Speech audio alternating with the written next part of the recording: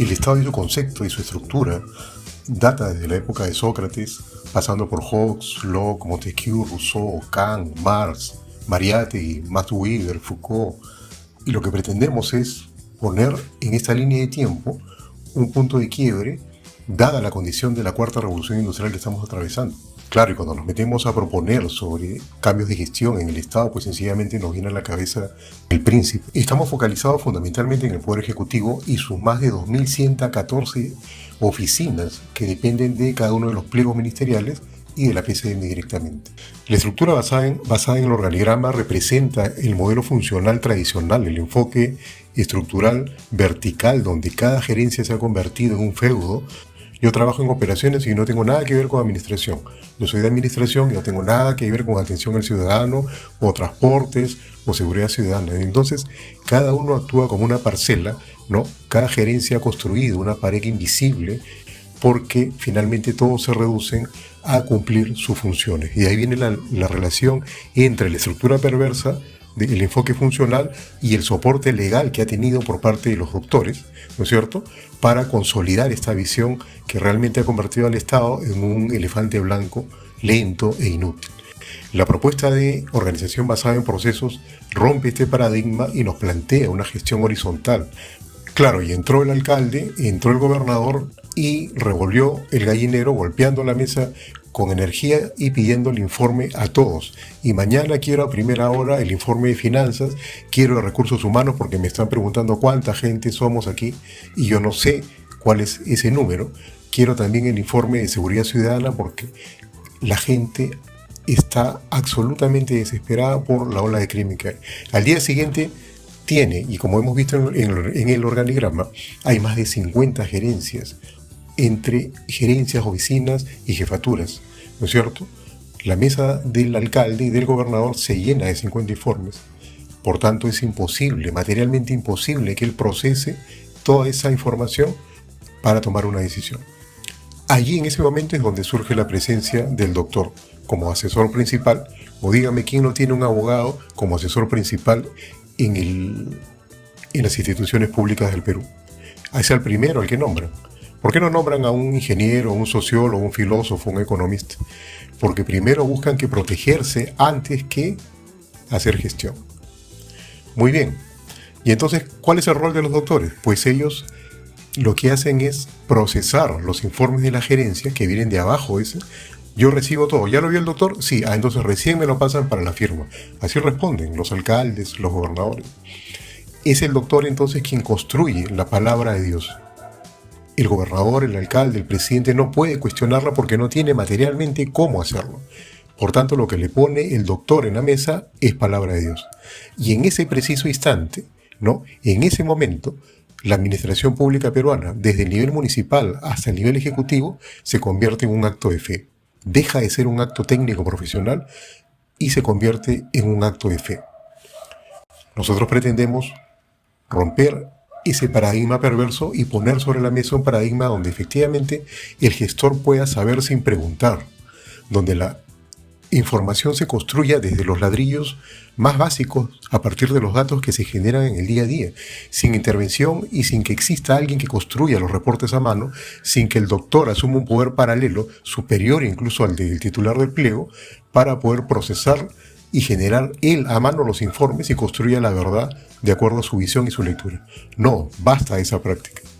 Claro, y cuando nos plantean y observamos que el Estado ha avanzado en su proceso de digitalización, lo que vemos es sencillamente el frontend, las aplicaciones para facilitarle la vida a los ciudadanos, y eso nos parece perfecto, ¿sí? Pero es tan inútil a veces como el DNI electrónico o como la placa inteligente de los vehículos. Porque el background o el back office, para usar un término de ingeniería, se ha descuidado o sencillamente se quiere ignorar la situación interna. ¿Y cuál es esa situación interna? Es justamente la que venimos planteando y poniendo sobre la mesa, ¿no es cierto? Este enfoque burocrático tradicional perverso basado en estructura funcional, donde la información para la toma de decisiones se construye a mano o se convierte en un acto de fe a partir de los poderes paralelos basados en asesores, en los doctores, ¿no?, que finalmente son los que determinan el bien y el mal. Y por tanto, con el CIAF y con todo el avance que se ha logrado en estos últimos años, lo máximo que logra hacer el gobierno peruano en términos de gestión pública es medir eficiencia. O sea, saber si compró bien y al menor precio. Punto. ¿No mide eficacia? No. ¿No mide resultados e impacto de la inversión pública? No. Existen excepciones, pero son excepciones que confirman la regla. Y la Contraloría, pues la Contraloría ha tenido el más grande de los presupuestos de toda su historia, ¿sí? Y solo ha servido para aumentarse los sueldos y construir grandes infraestructuras, edificios, todos muy bien equipados, pero sigue actuando bajo el esquema de hace 50 años, que es una acción post-mortem, cuando el cadáver está sobre la mesa. ¿Qué proponemos? Bueno, efectivamente la Contraloría tiene que definir sus procesos y puntos de control, ¿no es cierto? Que deben ser estándares, porque toda la gestión pública se basa en documentos estándares, el POI, el presupuesto institucional, el planeamiento estratégico, ¿no es cierto? El PIN. Y claro, insistimos en la definición de estándares de interfase porque si no seguimos sacramentando el modelo actual y la Contraloría termina actuando como siempre, pidiendo copias y papeles y quiero copia de todo, y entonces todo el mundo hace como que es controlado y la Contraloría hace como que controla, ¿no es cierto? Y se llevan carretillas de papeles que finalmente para procesarlas tardan años cuando logran hacerlo. Cuando no, prefieren dejar pasar, como decían los antiguos, dejar ver, dejar pasar. Por tanto, el modelo de Contraloría no sirve, no es posible que exista un ejército de contralores y si lo hubiera, su respuesta sería tan ineficiente y tan imprecisa frente a los más de 2.114 pliegos que solamente dependen del Poder Ejecutivo, ¿sí? Sin contar aquellos que tienen que ver con los otros poderes del Estado, ¿no es cierto? En tal sentido, la Contraloría no está cumpliendo un rol realmente efectivo porque está actuando post-mortem, está actuando cuando el acto delictivo, el acto de corrupción ya se ejecutó, puesto que el esquema actual no les permite actuar de otra forma y ellos, aunque se hayan dado cuenta, mantienen su poder sobre la base de la estructura actual. Y de ahí viene nuevamente el concepto que Maquiavelo nos planteó en el año 1513. Y nos decía, porque el innovador tiene como enemigos a todos aquellos que prosperaron en las antiguas condiciones y como tibios defensores a quienes podrían prosperar en las nuevas. ¿No es cierto? Por tanto, la Contraloría se hace parte del juego para poder mantener su cuota de poder ganada a punta de ineficiencia realmente. ¿Qué hacemos entonces? ¿Qué hacemos? Si el colapso metodológico del sistema actual es evidente, ¿no es cierto?, si propicia corrupción y ha propiciado la captura criminal del Estado. Y este reclamo no solamente es desde la sociedad civil hacia las instituciones, se generaliza e involucra temas que tienen que ver con el desarrollo nacional, la economía, ¿no es cierto? Y entonces uno puede tener dos lecturas del país. Una, por ejemplo, está basada en el IPE, ¿no? El reporte del Instituto Peruano de Economía, donde efectivamente se ve la curva de evolución de pobreza monetaria en el Perú desde el 2004 al 2024, y claro, se aprecia una caída sostenida con un hipo en el año 2020 por la pandemia, pero luego ha recuperado ese proceso de caída. En términos macros, efectivamente, ¿no?, los defensores del sistema pueden decir, bueno, aquí no pasa nada, ¿por qué tanta alarma?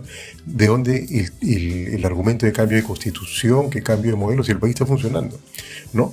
Pero si usamos las mismas herramientas para entrar a espacios bastante más micro, más granulares, y nos basamos, por ejemplo, en este reporte que ha publicado Caretas esta semana, de API, descubrimos pues que 6 de cada 10 peruanos viven en estado de pobreza con menos de 800 soles al mes, ¿no es cierto? Sabiendo que el PBI en los últimos 30 años ha evolucionado de $1.000 a cerca de $8.000.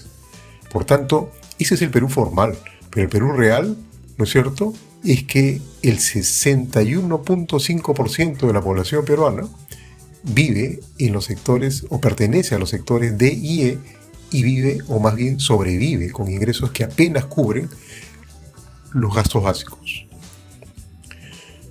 Esta información no es sesgada ni pertenece a un sector político con banderas revolucionarias, ¿no? Lo certifica el Fondo Monetario Internacional, ¿no es cierto?, que publica que efectivamente 3.6% del territorio mundial concentra la mayor riqueza del mundo. Por tanto, el tema no es combatir la pobreza, sino la desigualdad. Quienes han leído a Thomas Piketty, ¿no? Tanto en El Capital en el siglo XXI como Capital e Ideología, nos hemos podido dar cuenta que efectivamente el tema histórico del capitalismo, ¿sí?, es fundamentalmente la desigualdad que crea y que promueve, y además es su tendencia, ¿no es cierto? Todo esto se resume en la inecuación de R mayor que G. Y eso tiene una explicación realmente simple pero poderosa. Y es que cuando R es mayor que G, donde R es el retorno o rendimiento del capital, ¿sí?, en inversiones, en renta de primera categoría, ¿sí?, por acciones o inversiones en fondos bancarios, entonces efectivamente lo que tenemos es que R supera al crecimiento de los países expresado en el PBI, ¿no es cierto? Un crecimiento que se basa en ingresos por trabajo, ¿no? Y así las cosas se consolida pues una sociedad rentista. Una sociedad rentista, y se nos ha hecho creer que efectivamente la estabilidad de la democracia solo depende del desarrollo económico. Y eso es absolutamente falso. El desarrollo integral del país depende también de la legitimidad institucional, tanto de la eficacia de su sistema político como su sistema de gestión. Y nuestra propuesta de ingeniería política apunta directamente a fortalecer el modelo de gestión del país.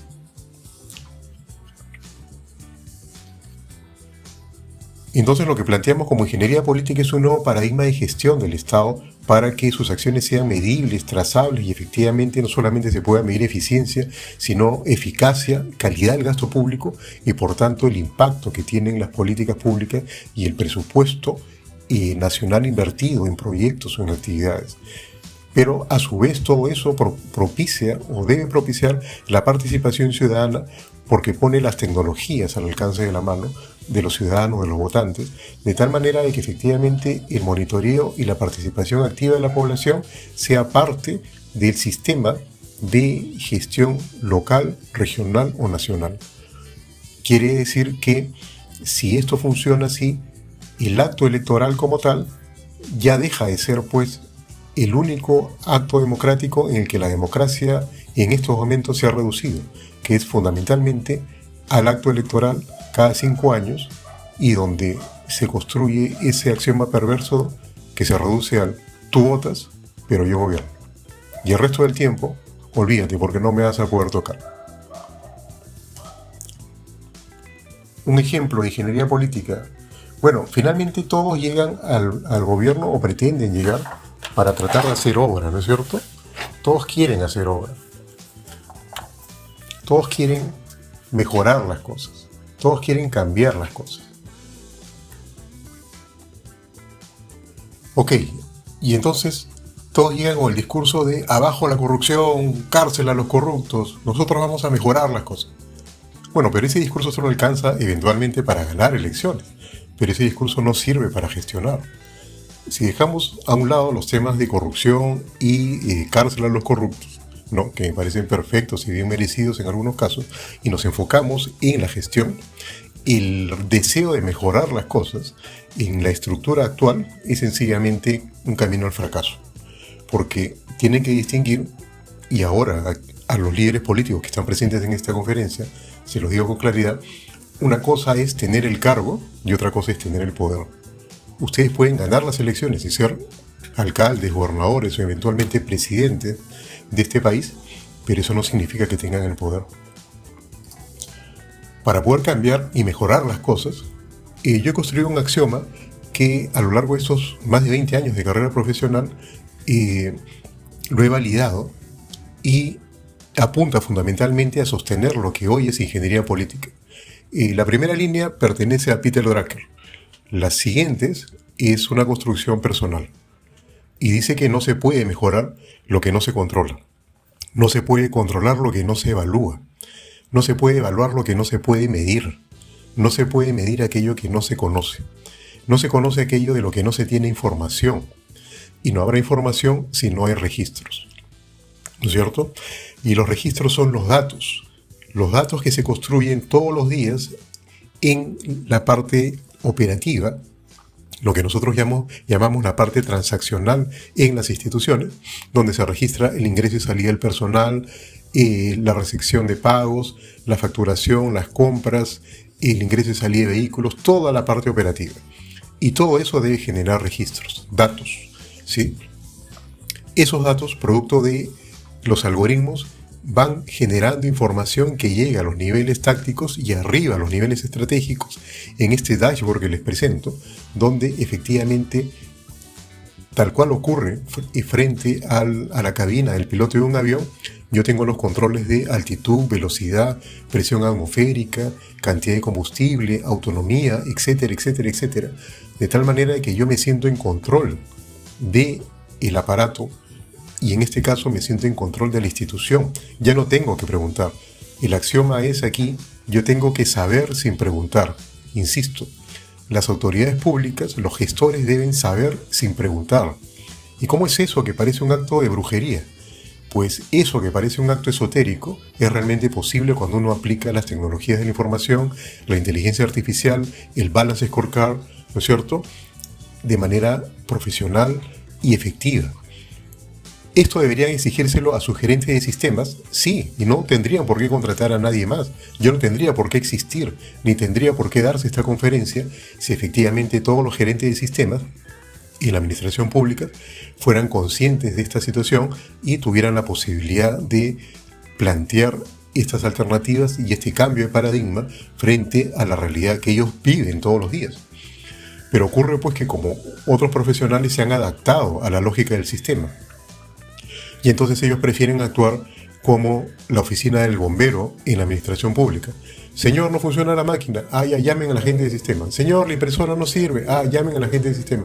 Señor, se cayó la red. Ya. Y entonces los mantienen así ocupados todo el día y ellos hacen como que están muy ocupaditos, ¿no? Conectándole la computadora a la secretaria, que instalando el software, que configurando el servidor, que el correo electrónico, que la impresión. Y ese tipo de actividades no es la labor de ingeniería que se espera y que se requiere en la administración pública. Para eso no han sido formados. Lo que pasa es que esa es la parte más fácil, más sencilla y la que demuestra que están muy ocupados. La otra parte, el análisis del background, el análisis del sistema y la parte propositiva que tiende a enfrentarse contra el status quo actual, prefieren no meterse porque eso les genera un problema, ¿no es cierto? Y seguramente desde chiquitos les dijeron en sus casas, tú anda a tu trabajo, cumple con tu función, ojo con esa frase, cumple con tu función, no te metas en problema, hazle caso a tu jefe, llega temprano y sal a tu hora, punto. Y entonces así se portan ellos y mucha gente también. Cumple con tu función se convirtió en esa zona de refugio, ¿no? Que además está formalizada, está legalizada, donde la gente dice, señor, ¿y usted por qué no recoge este equipo y lo lleva para allá porque está estorbando? Señor de Serenajo, ¿por qué no se para ahí y ordena el tráfico que ve que esta ciudad está un caos? No, señor, esa no es mi función, tiene que llamar a tránsito, ¿sí? Muy bien, pero son la misma institución, sí, pero somos gerencias diferentes. Mi función es distinta, mi función es cuidar la seguridad. Pero si ahorita no hay nada que cuidar, mi función es estar aquí de pie, observando. ¿Se dan cuenta? Esa estructura organizacional es caduca, no sirve, el ciudadano la percibe como inútil, pero la formalidad la sostiene. La gente se reduce a cumplir sus funciones y dice, no, ahí me han contratado para cumplir esas funciones y si no las hago y hago otra cosa, entonces me van a sancionar. La ley dice, la norma dice, los doctores la inventaron. ¿De acuerdo? Muy bien. Ingeniería política plantea una estructura organizacional basada en procesos sobre la cual recién entra un proceso de automatización. No al revés. No es que yo instale un software, ingeniería política es un software que me lo bajo, lo instalo y todo se resolvió. Mentira. El primer trabajo con ingeniería política no tiene nada que ver con computadoras, ni con IA, ni con tecnologías, ni con nada por el estilo. Es básicamente voluntad política. El cambio real en las instituciones públicas empieza con voluntad política. Todo lo demás es un desempeño de ingeniería, es correcto, pero que se apoya en esa decisión. Sin esa decisión no es posible. Y cuando esa decisión es posible, entonces efectivamente el escenario cambia, porque ya no solamente podemos medir eficiencia, sino podemos medir eficacia y la calidad del gasto público. ¿Y por qué se llama ingeniería, compañeros? Si hasta aquí todo es puro bla bla bla, nos ha metido N slides y puro cuento, y la ingeniería es matemática, son números. ¿Por qué lo llama ingeniería? Ah, muy bien. Imagínense ustedes que, y lo están viviendo, ¿no? Aquí en el Callao el tema de la corrupción, la delincuencia, ¿sí? Y lo tradicional es contratar para los temas de seguridad ciudadana a un general, a un comandante retirado para que él agarre la tropa de serenazgos y las camionetas por las que se gastan millones de soles todos los años y se mantenga exactamente igual el mismo modelo. Es iluso pensar que las cosas pueden cambiar haciendo lo mismo todo el tiempo, ¿no es cierto? Bueno, pero ahí estamos, ¿no? Aumentó la delincuencia, más serenazgo. Falta vigilancia en las calles, más camionetas. Y las cosas no cambian. ¿Qué tienen que hacer? ¿Qué podemos hacer? ¿Por qué ingeniería política habla de ingeniería? ¿Por qué vamos a vincular las matemáticas en las decisiones políticas? Sí, porque por ejemplo para los temas de corrupción y delincuencia nosotros podemos establecer a través del uso de ecuaciones diferenciales, integrales, y en el caso de la campana de Gauss, por ejemplo, que le estoy poniendo en pantalla, uno puede determinar los límites de la normalidad, ¿no es cierto?, para monitorear activamente el comportamiento organizacional dentro de esos límites. Cualquier cosa que excede esos límites va a encender una alarma, una alerta. No como ahora que recién el Ministerio Público, ni siquiera la Contraloría, ha saltado con el caso del gobierno regional, por el cual el gobernador está fugado junto con sus cómplices, según la acusación, después de 2 años.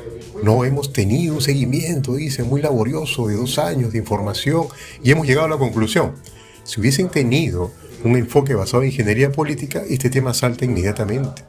Y lo que tienen que hacer es sencillamente observar esa curva para inmediatamente tomar acción preventiva, ya no cuando el muerto está enterrado, ¿no? Si hoy capturan a los 5, 10, 15, 20 y al gobernador que eventualmente esté implicado, eso no resuelve nada, ya le robaron al país, ya la plata se la gastaron, como ha ocurrido en N casos, el caso de Chimpún Callao, el caso de todos los que están presos en este momento. Si el dinero no lo devuelven, el daño ya se hizo, ¿no? Y es más, ellos salen todavía conchudamente a querer seguir siendo candidatos y autoridades. Compañero, ¿y qué hacemos en el Callao? Bueno, en el Callao, al margen de las banderas políticas, yo planteo que pongamos al Callao como doctrina. Por encima de todas las banderas políticas, tenemos la posibilidad de tener un nuevo consenso mínimo, tener un pacto ciudadano, teniendo al Callao como doctrina sobre la base de estos elementos que he puesto sobre la mesa, que son absolutamente técnicos.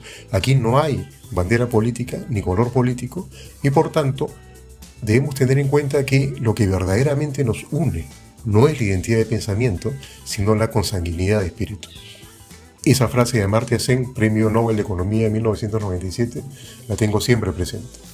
Es tiempo de construir un consenso mínimo en el Callao que nos permita mover esta tesis que le hemos planteado desde hace ya varios años, que es Agenda Callao, y donde ingeniería política es parte de esa tesis. Ingeniería política es realmente un libro que va a salir publicado en el primer trimestre del 2026, y esta conferencia se basa en un adelanto de esas reflexiones y esos análisis que compartimos hoy con ustedes. ¿Y quién nos ha sentido alguna vez como este chalaco que nos escribe, con el cual compartimos su frustración y su desesperanza? Pero cuando nos preguntan, ¿y entonces, compañero, por qué lo hace?